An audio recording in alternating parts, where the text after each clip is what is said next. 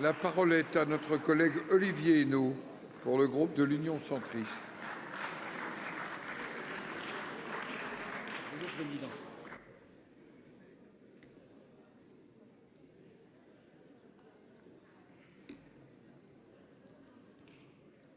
Monsieur le Président, Madame la Ministre, Monsieur le Ministre, mes chers collègues, avant d'aborder ce PLFSS, son contenu, ses forces, ses faiblesses, je souhaite souligner sa forte portée symbolique. Je le dis sans réserve, la qualité de nos débats, sans être d'accord sur tout, bien sûr, entre les groupes, mais aussi avec les ministres, honore la République. D'ailleurs, sur le terrain, dans l'opinion et même dans la sphère médiatique, les éloges sur nos travaux fleurissent. Entendez-vous les mêmes remarques que moi, mes chers collègues? Les débats au Sénat sont plus intéressants à suivre que ceux de l'Assemblée nationale. Vous travaillez bien au Sénat, heureusement qu'il y a le Sénat. Eh bien, ces remarques ne sont pas le fruit du hasard, elles sont fondées, elles sont même méritées. Le débat sur le PLFSS est l'occasion de souligner la place, le rôle et la responsabilité du Sénat au moment précis où le cocktail majorité relative et groupes extrémistes et populistes puissants fragilise l'Assemblée nationale. Oui, mes chers collègues, c'est le moment du Sénat. La majorité sénatoriale est parfaitement à la hauteur de ses responsabilités. Et permettez-moi de le constater, le groupe Union centriste, avec son président Hervé Marseille, tient lui aussi toute sa place dans cette période si particulière. Je peux témoigner comme chef de file du groupe Union centriste sur ce PLFSS que le Sénat a trouvé toute sa place dans le monde parlementaire post-cumul et post-loi confiance 2017. C'est vrai que celles et ceux qui ont emprunté la dialectique du nouveau monde pour nous ringardiser ou même justifier en chuchotant notre disparition programmée sont les premiers maintenant à vanter nos mérites. Prenons ce bénéfice, chers collègues. Les sénateurs ne se contentent pas, comme je l'ai parfois entendu de manière pernicieuse à l'époque, de rencontrer les maires comme les visiteurs médicaux rencontraient autrefois les médecins. Non, les sénateurs ne se contentent pas de faire des relations publiques auprès des élus pour assurer leur réélection.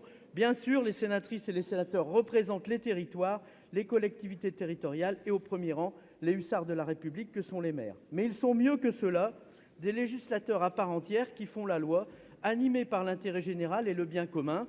Et pour preuve, si certains regardent parfois de l'autre côté de l'Atlantique pour justifier une modification de notre Constitution, nous, sénateurs, nous ne devons pas regarder vers les USA pour trouver des arguments en faveur du bicamérisme. Ces arguments, ces fondements, on les trouve ici et maintenant. Pardonnez ce propos peut-être un peu long, mais je l'avais sur le cœur. À présent, je souhaite mettre en avant le travail de la Commission des affaires sociales, en particulier celui qui a été accompli par sa présidente Catherine Deroche et la rapporteure générale Élisabeth Doineau. J'avais salué l'année dernière votre première fois réussie, Madame la rapporteure générale. La seconde fut aussi de très bonne facture.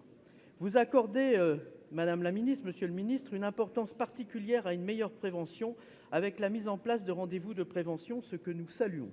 Mais dans le même temps, nous considérons avec Jocelyne Guidez qu'il s'agit d'une mise de départ et que la prévention ne peut s'arrêter à 3 rendez-vous dans la vie d'une personne. Vous donnez la priorité au vieillir à domicile. Le virage domiciliaire est une priorité et nous le soutenons. Mais en l'espèce, les moyens d'accompagnement tels que l'APA ne sont plus soutenables par les départements.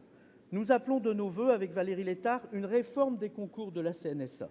En attendant, le Sénat, à l'initiative du groupe centriste, a adopté un amendement permettant une mise en œuvre accélérée de 2 heures de temps social au bénéfice tant des personnes d'ESSAD que des personnes bénéficiaires de l'APA.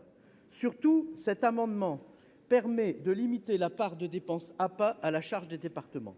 Sur cette question, comme sur beaucoup d'autres, il n'est plus acceptable que l'État décide et que les collectivités locales et territoriales se contentent de payer ou doivent se contenter de payer. Sur le volet familial, la décision du gouvernement de refuser de revaloriser de moitié l'allocation de soutien familial en faveur des parents isolés est l'une des rares lueurs de ce PLFSS pour la branche famille. Pour le reste, le transfert à la CNAF de la charge des indemnités journalières du congé postnatal de maternité était une mesure qui ne trouvait aucune justification. Elle démontre tout simplement le manque d'ambition du gouvernement en matière de politique familiale et le refus de revenir à l'universalité des allocations familiales qui passe par la suppression de leur modulation. Pour nous, la politique familiale n'est pas une politique sociale, c'est une politique familiale. Il convient d'ailleurs de s'atteler à la création de places de crèche.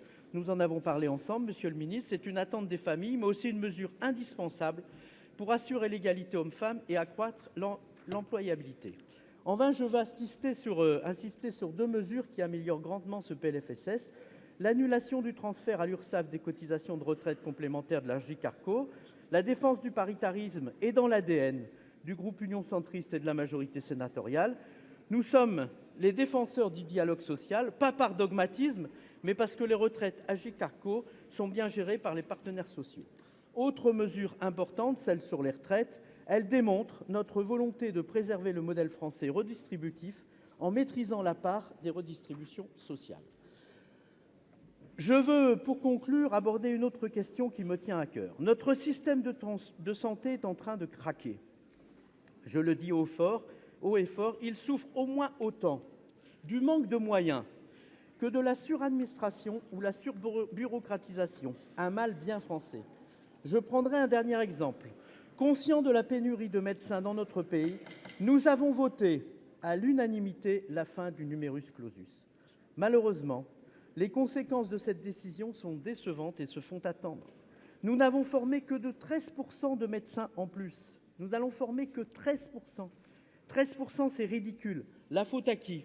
L'administration, le Conseil de l'ordre, les doyens des facultés, peu importe. Mais une chose est sûre, on ne peut pas en rester là. Sous peine de voir la pénurie de médecins d'aujourd'hui s'aggraver demain et après-demain. Le système est à ce point absurde que nos étudiants les plus brillants se trouvent contraints de se former en Roumanie pour revenir à la fin de leurs études exercer en France. Comment comprendre qu'un grand pays comme la France serait moins capable que la Roumanie ou d'autres pays de faire évoluer dans l'intérêt de tous son système de formation?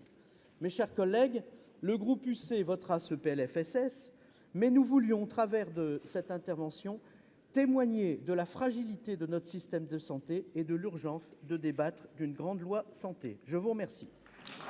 Merci.